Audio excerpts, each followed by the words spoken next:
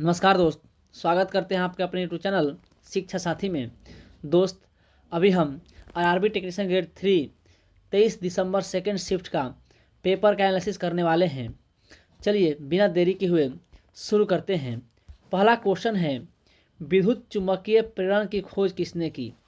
देखिए दोस्त, क्वेश्चन बच्चे बता रहे दो तरह के। कोई कह रहा है चुंबकत्व का खोज किसने किया, और कोई कह रहा है विद्युत चुम्बकीय प्रेरण की खोज किसने किया। तो अगर विद्युत चुम्बकीय प्रेरण की खोज पूछा होगा तो आपका आंसर होगा माइकल फैराडे, और चुंबकत्व की खोज पूछा होगा तब विलियम गिलबर्ट हो जाएगा आंसर।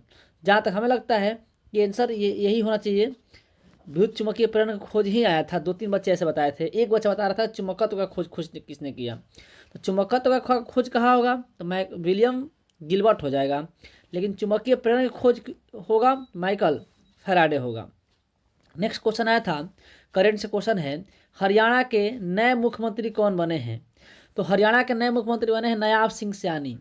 दोस्त, अब मुख्यमंत्री और राज्यपाल से क्वेश्चन पूछने की बारी उसकी आ गई, स्टार्ट कर दिया है वो। ठीक है, तो आप लोग जितने नए राज्य में मुख्यमंत्री बने हैं उसके मुख्यमंत्रियों और राज्यपाल के नाम याद कर लीजिए। नेक्स्ट करंट से क्वेश्चन ही है, युद्धाभ्यास से क्वेश्चन है कि ऑस्टिन डेक्स एक युद्धाभ्यास है जो द्विपक्षीय युद्धाभ्यास है, ये किनके बीच हुआ था। तो राइट आंसर आपका होगा भारत और ऑस्ट्रेलिया। देखिए AUSIND, तो ऑस्ट्रेलिया, AUS मान ऑस्ट्रेलिया, IND मान इंडिया। ऑस्ट्रेलिया और इंडिया मतलब भारत के बीच हुआ है। नेक्स्ट क्वेश्चन है, एक मनु भाकर से क्वेश्चन था कि मनु भाकर ने ओलंपिक में कौन सी उपलब्धि हासिल की। ऐसे ही कुछ क्वेश्चन था दोस्त। ठीक है, तो देखिए मनु भाकर ने कांस्य पदक जीता है, 10 मीटर एयर राइफल में कांस्य पदक जीता है, और फिर सरबजीत सिंह के साथ मिलकर वो युगल में भी कांस्य पदक जीती है। ठीक है, तो पूछेगा कि मनु भाकर ने कौन सा पदक जीता है तो कांस्य पदक। या फिर आपसे अगर ये पूछ लेगा, ये पूछ लेगा कि कितने मीटर राइफल में, 10 मीटर एयर राइफल में कुल कितने पदक जीती है, तो दो पदक जीती है। ध्यान रखिएगा, जो आपके क्वेश्चन में आया होगा आप मिला लीजिए। अगला क्वेश्चन है कि गुर्दे की कार्यात्मक इकाई क्या है। गुर्दे की कार्यात्मक इकाई है नेफ्रॉन, और तंत्रिका तंत्र की कार्यात्मक इकाई है न्यूरॉन। आप कन्फ्यूज मत होइएगा, इसका आंसर ए होगा। न्यूरॉन आप गलती से मार दिए होंगे, अगर मारे होंगे तो इसका आंसर नेफ्रॉन होगा, सही आंसर। अगला क्वेश्चन कह रहा है कि एल कक्ष में इलेक्ट्रॉनों की संख्या कितनी है। एल कक्ष पूछा होगा या तो दूसरा कक्ष पूछा होगा। दूसरा कक्ष बोल दिए चाहे एल कक्ष बोल दिए, बात सेम है। उसमें इलेक्ट्रॉनों की संख्या होता है 8, KLMN 2n² सूत्र होता है।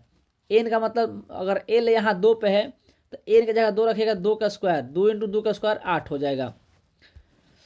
इसका आंसर 8 होगा। नेक्स्ट क्वेश्चन कह रहा है, पौधे अपना भोजन किस रूप में संग्रहित करते हैं, तो स्टार्च के रूप में। इसका राइट आंसर आप लगाए होंगे स्टार्च, तो आपका राइट एकदम सही है।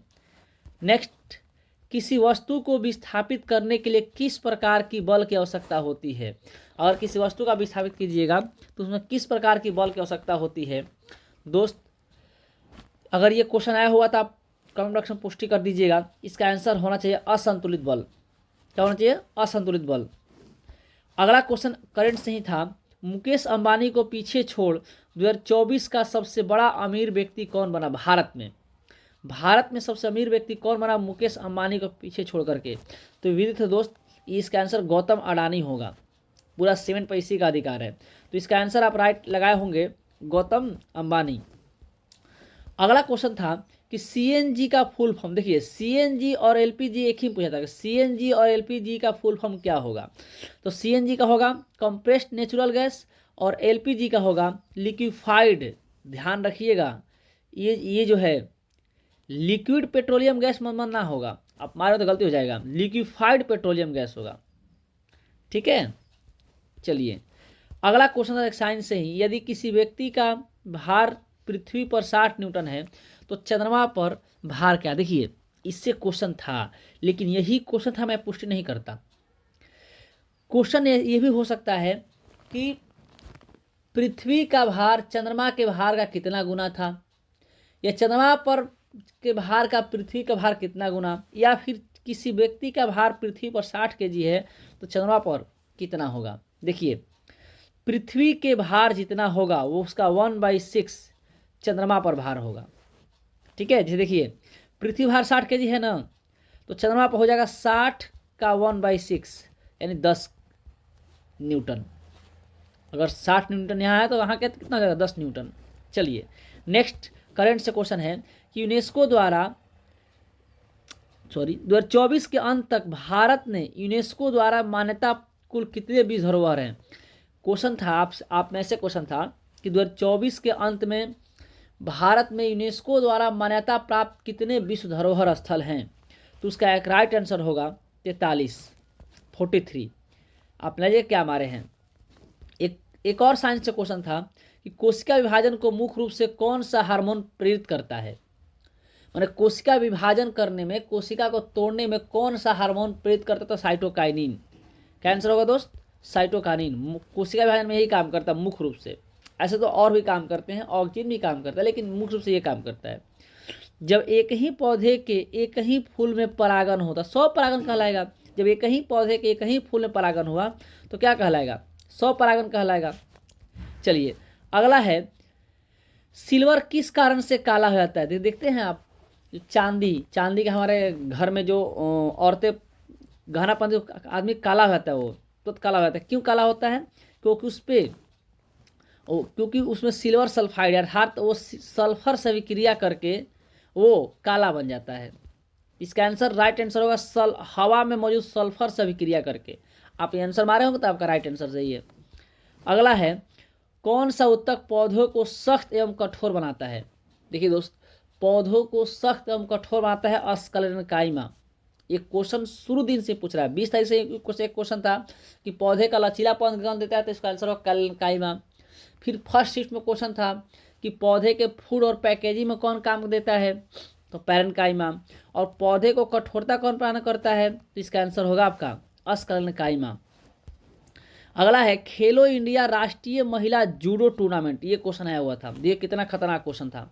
खेलो इंडिया राष्ट्रीय महिला जूडो टूर्नामेंट कब और कहाँ हुआ, इसका राइट आंसर होगा 23 से 27 सितंबर 2024 त्रिशूलपुरम केरल। ठीक है, अगला क्वेश्चन था कि सिविलियन में द्रव्यमान प्रतिशत का फॉर्मूला, आपसे फॉर्मूला पूछ दिया था कि किसी सिविलियन में द्रव्यमान का प्रतिशत का फॉर्मूला क्या था। तो देखिए इसका फॉर्मूला होगा विलय का द्रव्यमान बटा विलियन का द्रव्यमान गुना 100। मतलब ऊपर विलय का द्रव्यमान बटा विलियन का द्रव्यमान और गुना 100, ये आपका फॉर्मूला राइट होगा। अगला है, एक कोशिकीय जीव किस विधि से प्रजनन करते हैं, तो इसका आंसर होगा अलैंगिक विधि से। किस विधि से, अलैंगिक विधि से। अगला है, धातु के किस गुण के कारण खींचकर तार बनाया जा सकता है, मतलब धातु का वो कौन सा गुण है जिसके कारण उसे खींचकर तार के रूप में हम लोग ढाल सकते हैं, तो इसका आंसर होगा तन्यता। अगला है, प्रतिरोध को श्रेणी क्रम में जोड़ने से, देखिए दोस्त एक प्रतिरोधों को श्रेणी क्रम में जोड़ने से एक प्रश्न था।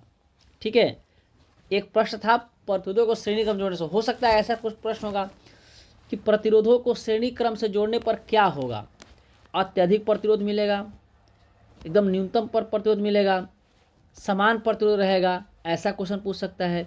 या श्रेणी क्रम में कहाँ हम जोड़ते हैं, ऐसा पूछ सकता है। तो देखिए प्रतिरोधों को अगर श्रेणी क्रम में जोड़िएगा तो आपको प्रतिरोध अधिकतम मिलेगा, और समांतर क्रम में जोड़िएगा तो प्रतिरोध न्यूनतम मिलेगा।